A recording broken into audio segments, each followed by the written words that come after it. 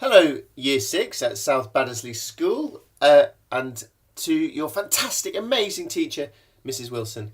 My name's Alistair Humphreys. I am the author of The Girl Who Rode the Ocean book. Oh, I should have got one down. That you've just been reading. I've got a sore back today. Strangely, I've got a sore back because last night I did a very long session on the rowing machine. Well, I did 1 hour and 15 minutes on the rowing machine, which is quite long for me these days. And then when I got off thinking, I'm tired, I thought, this is ridiculous. I've rowed the Atlantic Ocean. I'm knackered after an hour.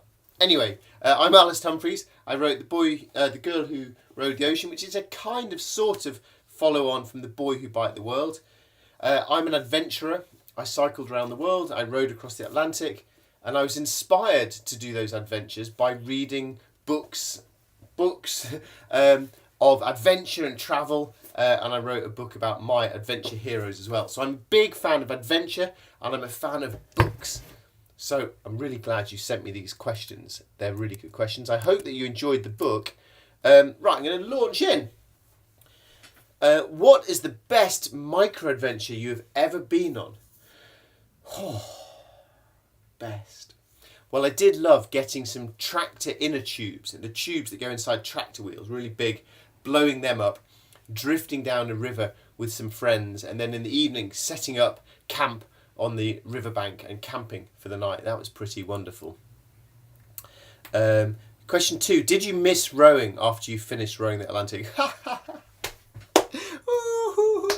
That's a funny one. Is that a joke? No, I did not miss rowing after I finished rowing the Atlantic. I was very glad to stop rowing. 3,000 miles, 2 hours awake, 2 hours asleep, 2 hours awake, 2 hours asleep. I did not miss rowing at the end of it. Would you ever row another ocean? No, siree. No. What you need to read is about Sarah Ooten, who's a much braver adventurer than me. She rowed the Indian, the Atlantic and the Pacific. That's pretty tough. One ocean was enough for me though. 3. Have you noticed the world changing due to global warming on any of your adventures? Well, perhaps the most important thing I've noticed about the world changing is that you guys are the first people to ever ask me that question. And I hope it's a question that I get asked over and over and over again. But you guys are the first. So well done and thank you. And please will you fix the world that us adults are too lazy and selfish and greedy to bother changing. Please can you save it for us idiots. It's hard to notice the world changing because you need to be in one place and then go back to that one place later to see how it's changed. But when you're moving through on an adventure, you just sort of think that things are normal. So I wouldn't say that, but what I have noticed is that when we rode the Atlantic, there was so much plastic in the sea, and that didn't used to be the case. And also one small story is that just before we set off to row, we met this man who'd rowed the Atlantic the same route as us 40 years earlier. And he said he'd seen a shark nearly every day. We didn't see a single shark when we rowed the Atlantic because they've all been killed. So that was one sad change that we did notice. What inspired you to come up with the idea of a micro-adventure? I came up with the idea of micro-adventures because I loved big adventures, whether I was on the ocean, up in the Arctic, or in the empty quarter desert. Wherever I was, I loved adventures. And so that made me think, it doesn't matter where I go for the adventure, I enjoy it anywhere. So maybe I can do them anywhere. Maybe I can find the same sort of excitement and challenge anywhere, maybe even right here at home. And then I realised that most people who've got busy jobs and lives and families don't have the time to go on huge adventures, so how can I make them shorter? And adventures like rowing oceans are quite expensive. How can I make them cheaper? So I was trying to think of the things that stop us having adventures and then find ways round that, to find opportunities, not to complain about the problems. So that was what led me into the idea of finding short, simple, local adventures that all of us can do in all of our lives, wherever we happen to live. What is my top micro adventure you'd recommend for a Year 6 child living in Lymington? Well, I would suggest you do what I've been doing for the last 2 years, which is 3 years actually, climb the same tree every single month for a year. And you will notice the seasons changing. It'll force you to get out in sunshine and rain at least once a month to do it. So go climb a tree once a month. If you can't climb trees, then I would suggest the thing I'm doing this year, which is to pay attention to the full moon and go out every full moon and just do something different outside. Maybe go for a walk under the full moon, or a bike ride, or just sit outside and have a hot chocolate. Just do something under the full moon each month. In class, as part of our science learning, we debated about whether rowing or sailing is the best way to sustainably cross an ocean. Which do you vote for and why? Well, that's a fantastic question. I will add an extra part to it though, in that you need to think how you're going to get back again. So I rowed the Atlantic, which is a very sustainable way to get there. We got the whole way across the Atlantic fueled by rice and noodles and porridge. 0 carbon really. But to come home again, we all jumped on a big aeroplane and flew home. So that was not good.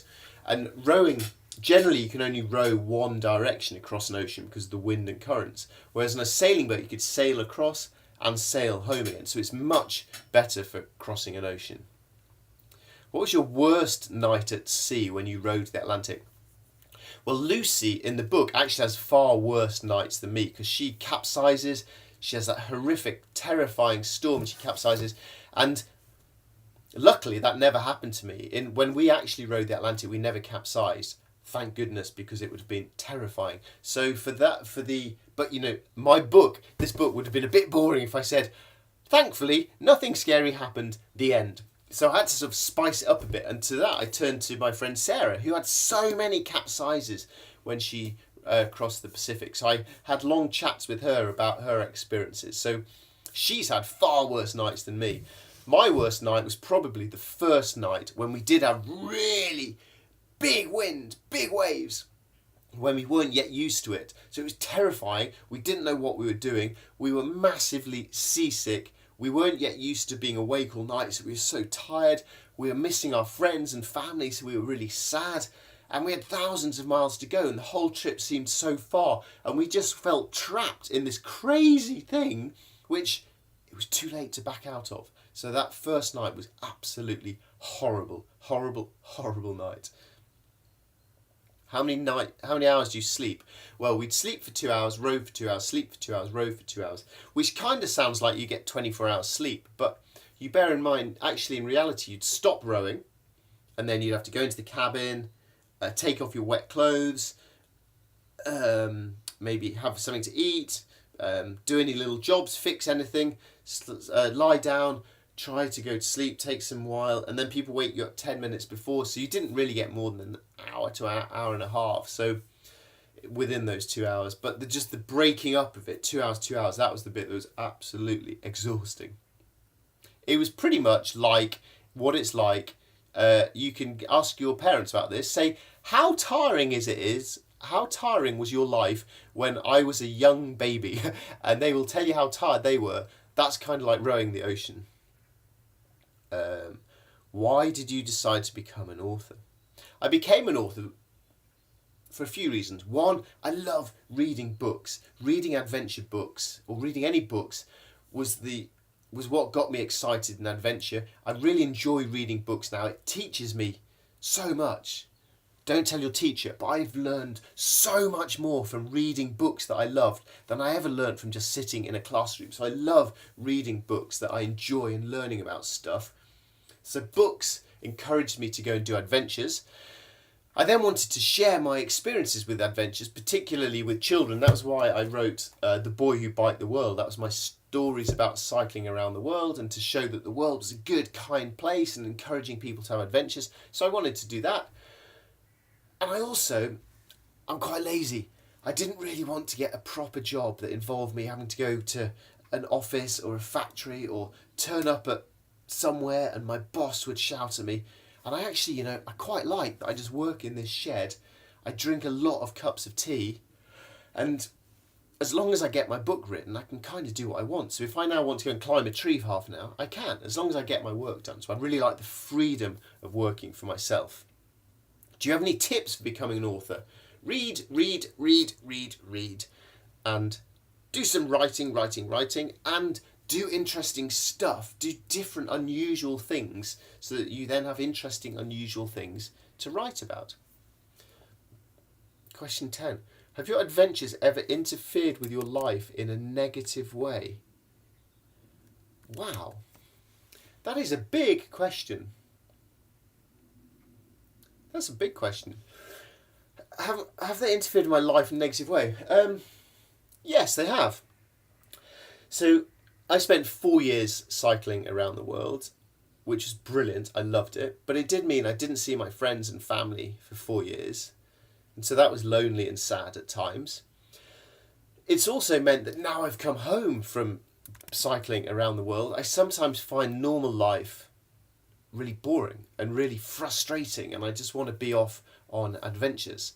So I find it really hard now to just accept normal life. And normal life can be brilliant. I hope that you are happy. I hope that your family are happy. I hope your teacher is happy, enjoying their job. Having a normal job and a normal family and a normal house is brilliant. And I really envy people who just love that stuff. But I think partly because I've spent time on oceans and in deserts and out in the wild places, I struggle a bit with normal life. So I love my adventures and I don't regret them at all, but I don't always feel that they've set me up for the easiest of lives. So